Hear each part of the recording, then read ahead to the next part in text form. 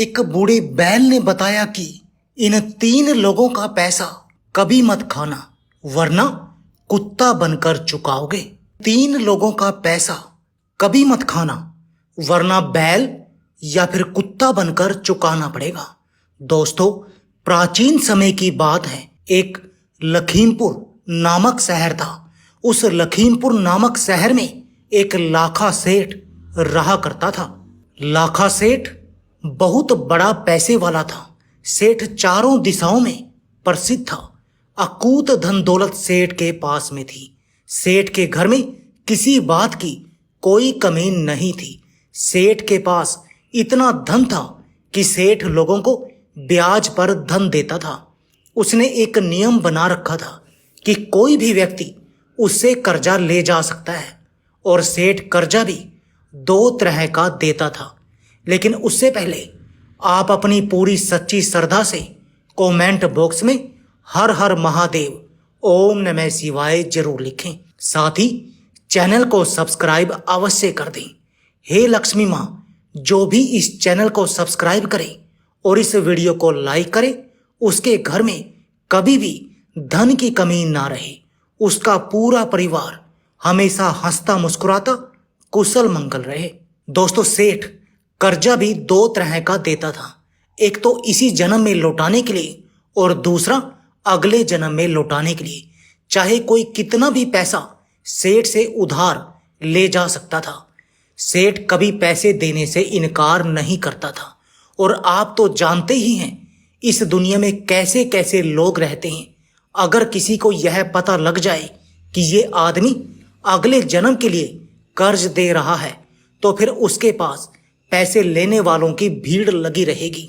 चोर और बेईमान लोग पैसा लेने में कमी नहीं रखेंगे। सेठ के द्वार पर हर रोज पैसे लेने वालों की लाइन लगी रहती थी।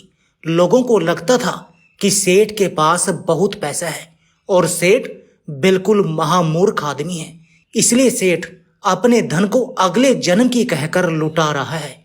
कोई ईमानदार स्वभाव का होता तो वह इसी जन्म में लौटाने की बात कहकर सेठ से पैसे उधार ले जाता था, और जो बेईमान लोग होते थे वे अगले जन्म की कहकर सेठ से पैसे उधार लेते थे।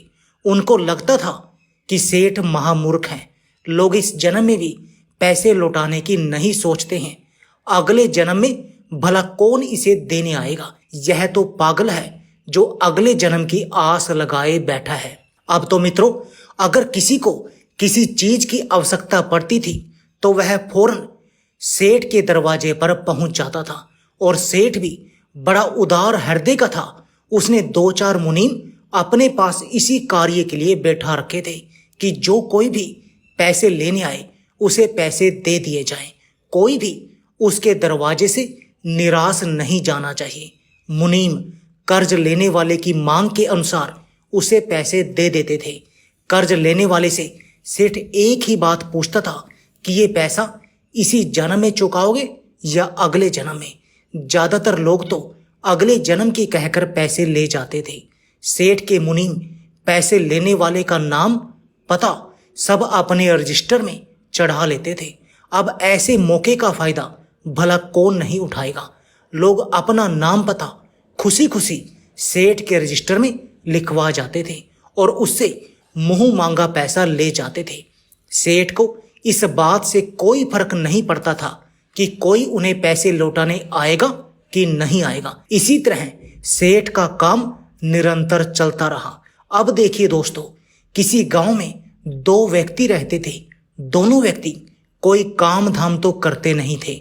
उनका काम था जुआ और सट्टा खेलना, चोरी और बेईमानी करना। वे दोनों इतने हरामखोर थे कि कभी कहीं काम करने नहीं जाते थे। बस सालों से उन्होंने कभी कोई काम नहीं किया था। वे हमेशा चोरी डकैती करने में लगे रहते थे। एक दिन उन्होंने कुछ लोगों के मुंह से सुना। लोगों ने कहा, अरे भाई, तुम कहाँ इन गरीब लोगों का धन लूटते रहते हो? तुम लाखा सेठ के पास क्यों नहीं चले जाते?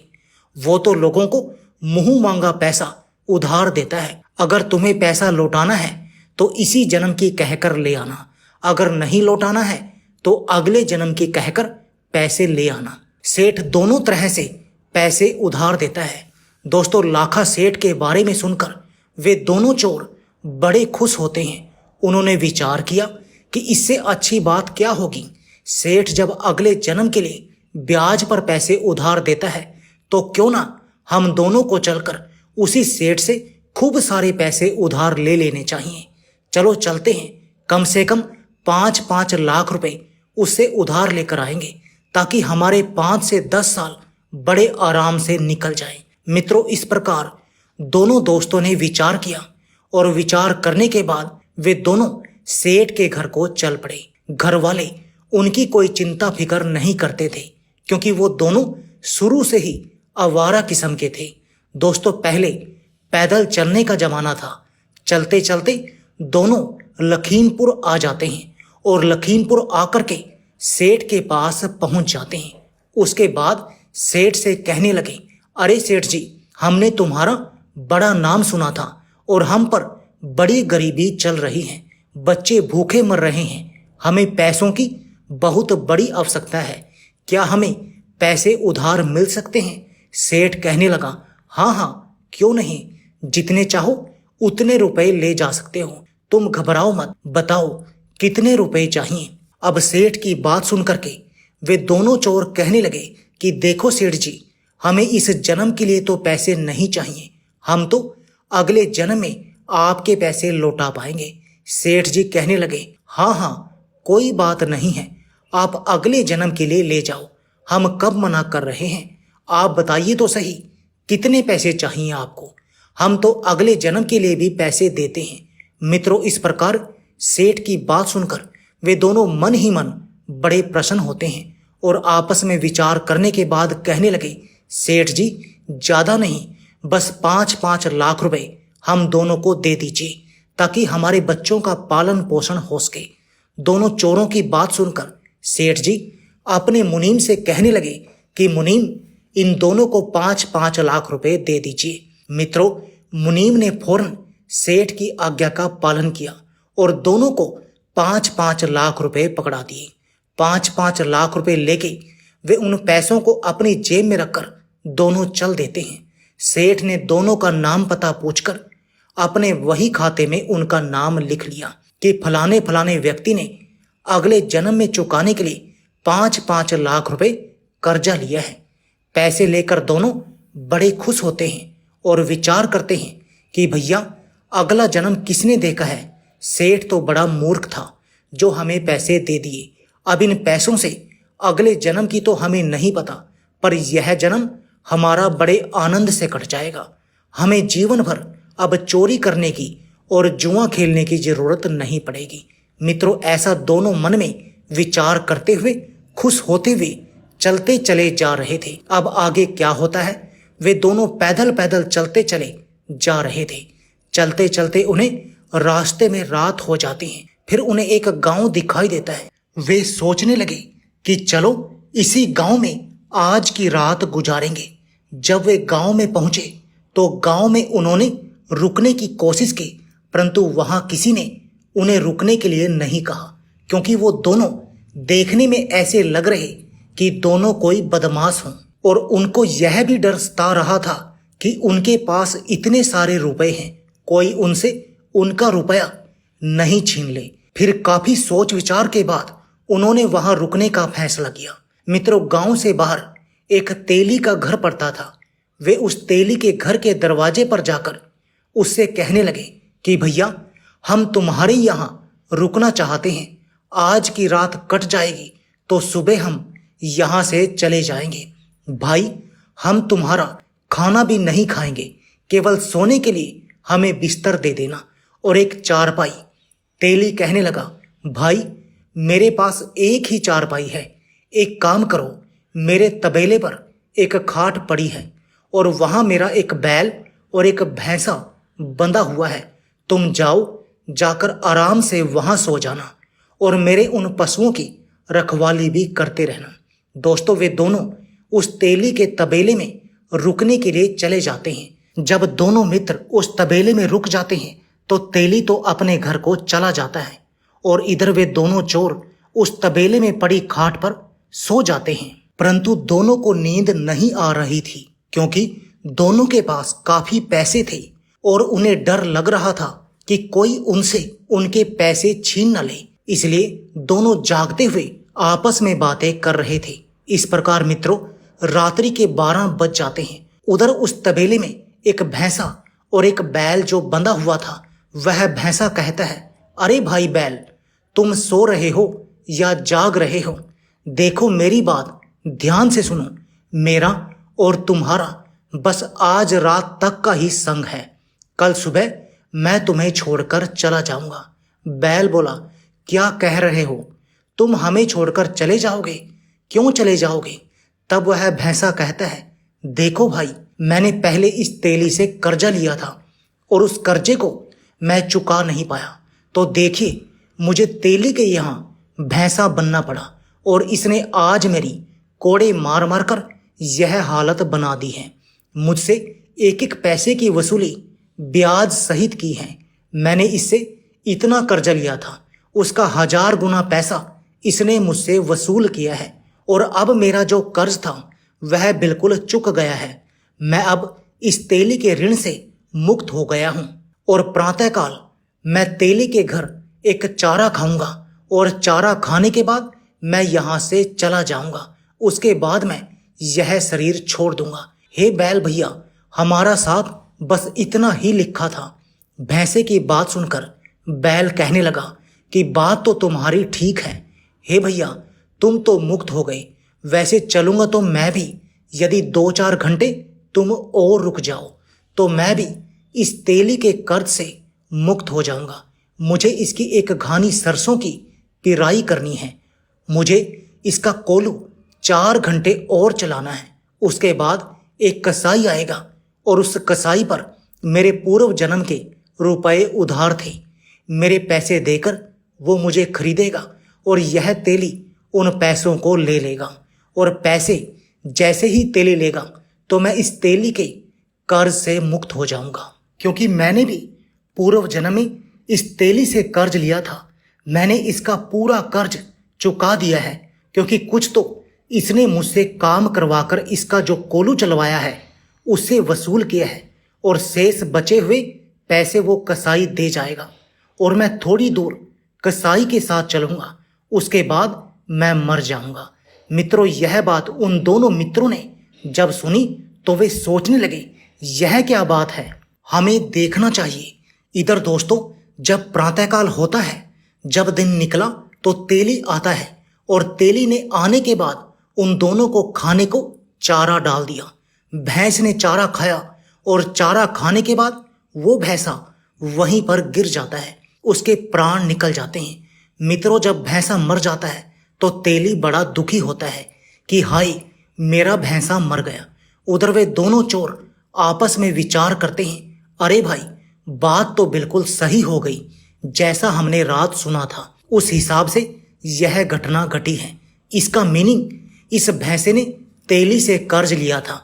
अब सवाल यह है कि क्या यह बैल भी मरेगा? चलो इसको भी देखते हैं। अब दोनों चोर वहां पर रुककर देखने लगते हैं। इधर तेली ने बैल को कोलू में लगाया और 2-3 घंटे उस बैल से अपना कोलू चलवाया। फिर कुछ देर के बाद एक कसाई आता है। कसाई ने तेली से कहा, अरे भाई, क्या तुम अपने बैल को बेचोगे? तेली ने कहा, हाँ भाई, मैं इस बैल को बेच दूंगा।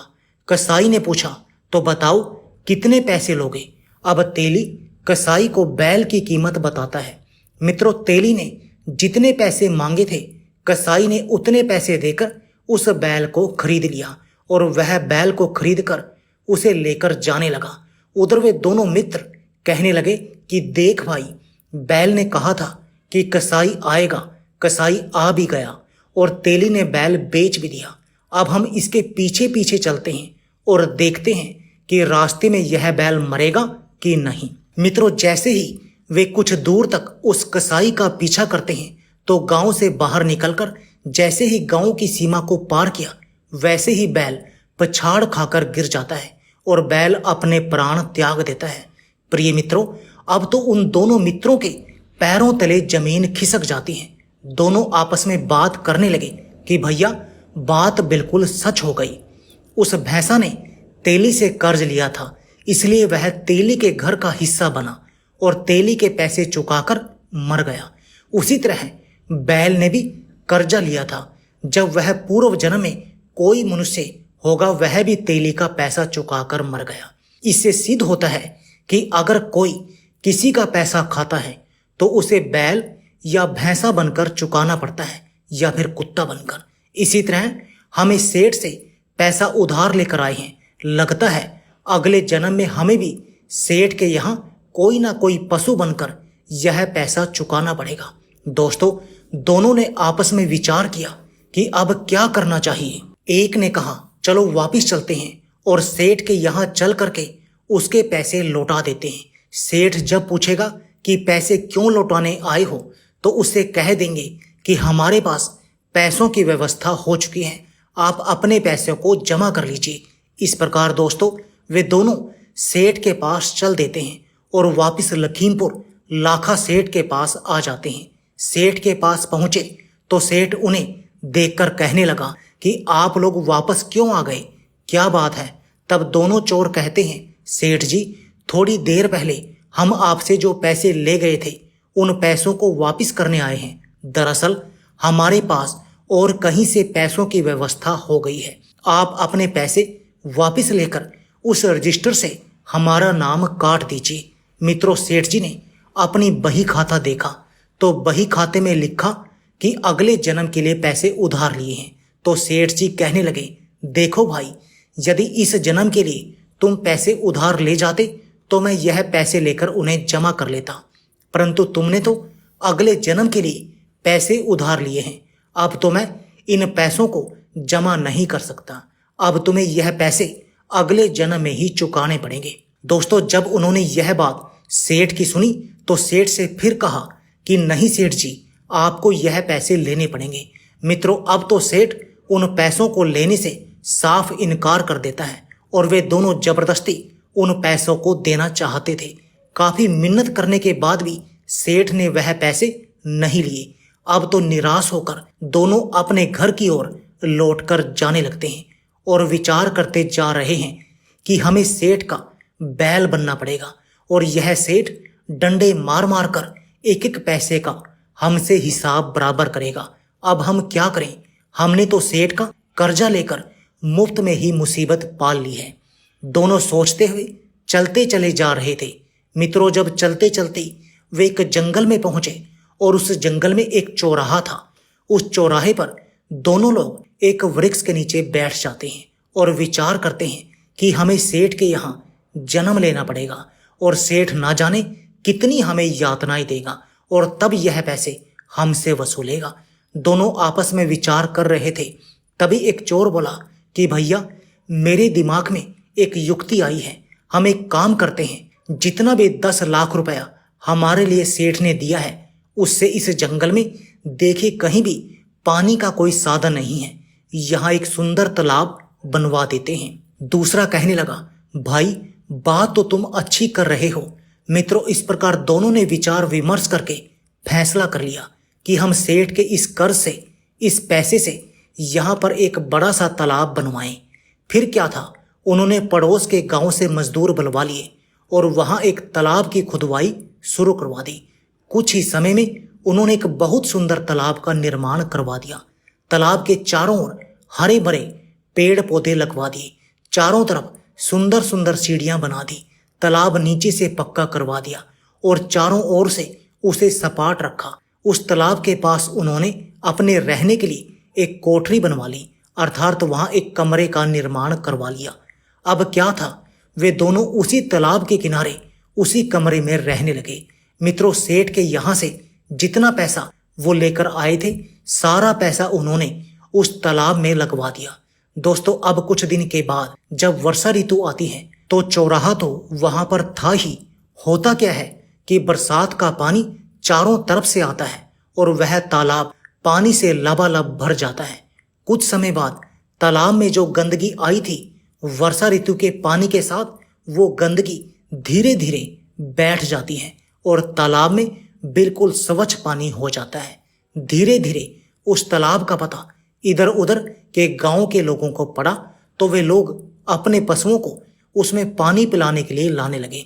परंतु वह दोनों चोर जिन्होंने तालाब बनवाया था, एक लाठी लेकर के उस तालाब की सुरक्षा करने लगे और जो भी कोई पानी पिलाने आता था उसे दूर से ही भगा देते थे कि भाई साहब, इस तालाब में पानी पीना और पिलाना सख्त मना है, यह हमारे सेठ जी का आदेश है।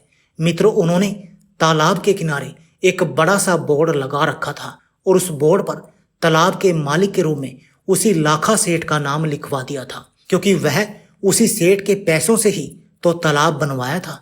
दोस्तों, अब तो इसकी सूचना आसपास के गांव में फैल जाती है कि एक इतना सुंदर तालाब सेठ ने जंगल में बनवाया है और उसमें बहुत सुंदर पानी है, परंतु उस पर 2 पहरेदार रहते हैं। वे दोनों पानी नहीं पीने देते हैं। जो भी व्यक्ति आता है, जो भी पशु आते हैं, वे उन्हें पानी पीने से पहले ही भगा देते हैं। गांव वालों ने मन में विचार किया कि ऐसा करते हैं, इनके पास 10 से 20 व्यक्ति मिलकर चलते हैं कि वे हमें पानी क्यों नहीं पीने दे रहे। हमारे पशु अगर इसमें पानी पी लेंगे तो क्या बिगड़ जाएगा।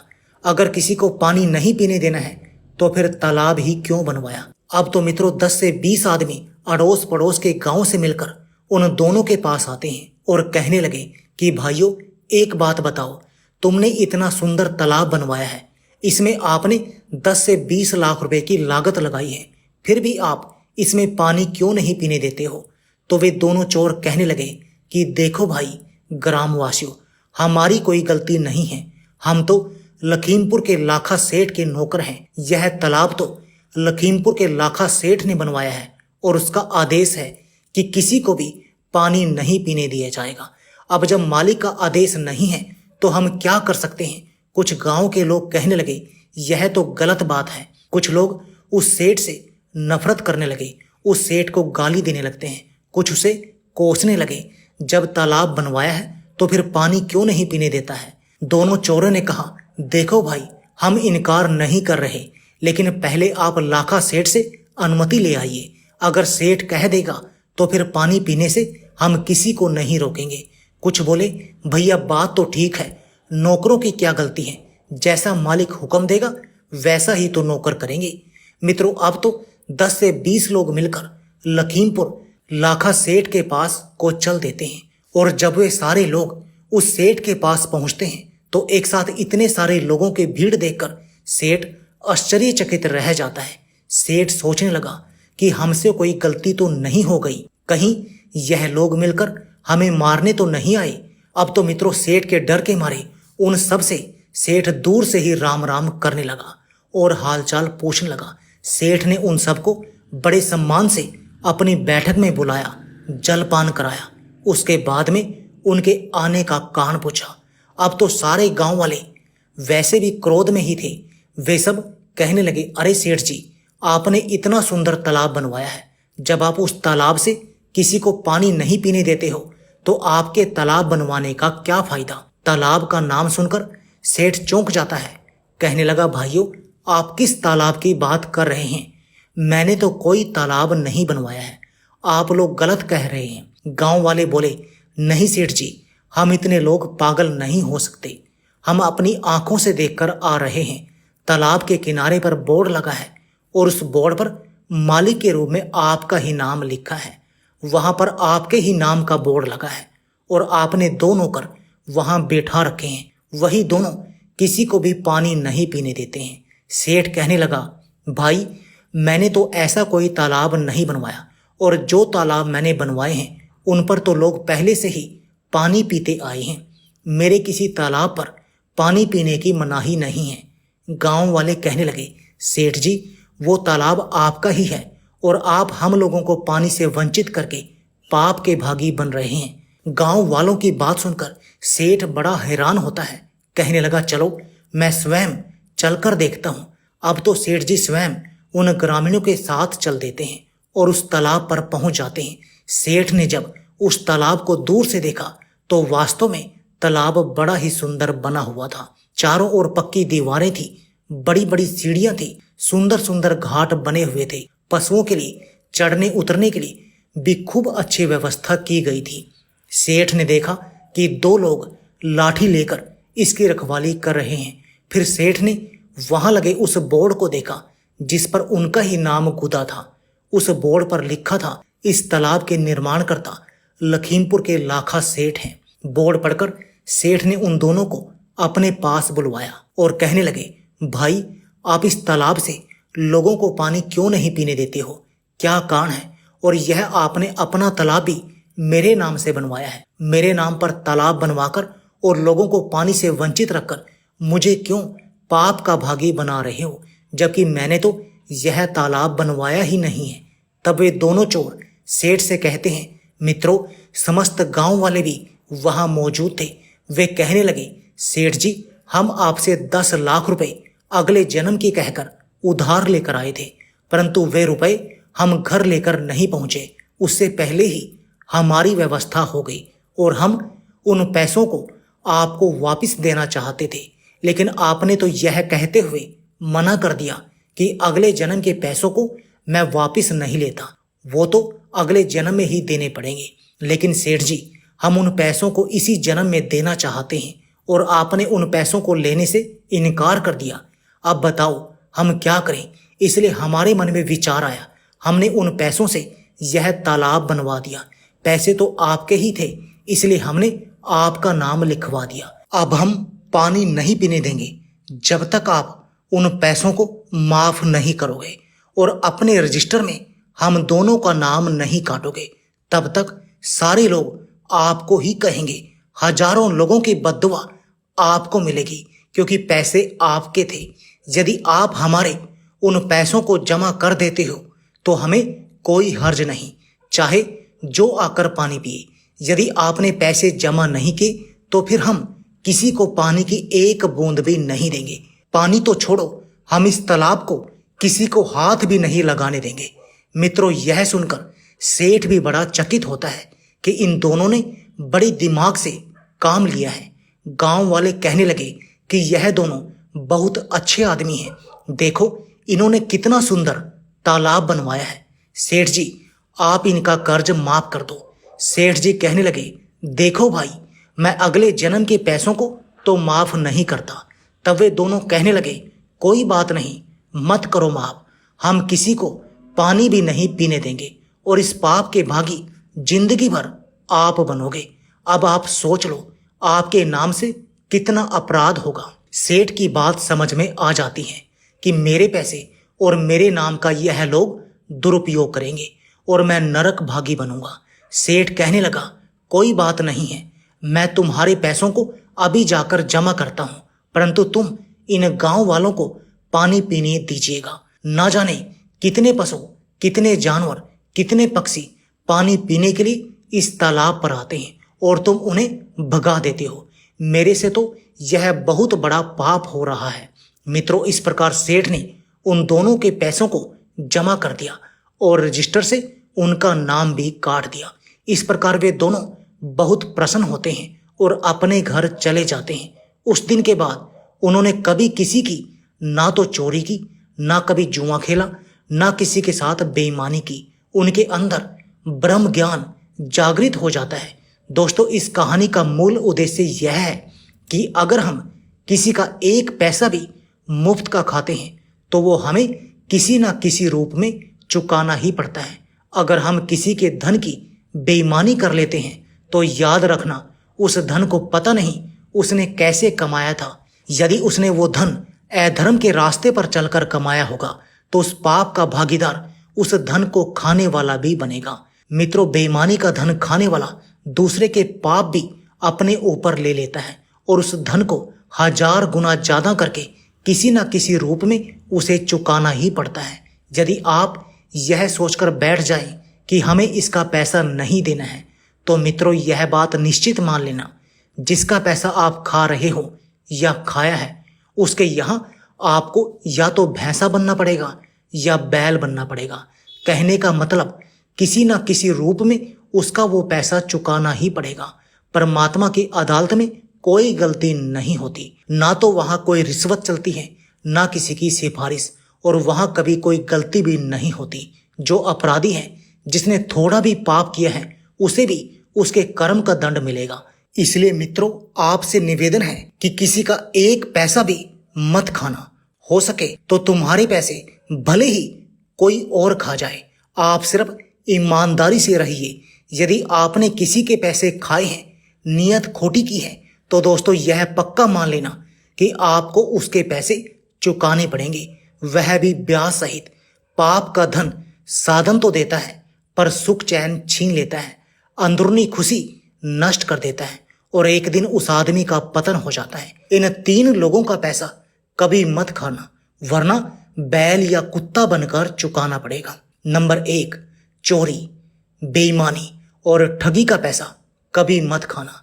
नंबर 2, किसी मंदिर या देवस्थान पर चढ़ा हुआ पैसा कभी मत खाना। नंबर 3, रिश्वत का पैसा कभी मत खाना।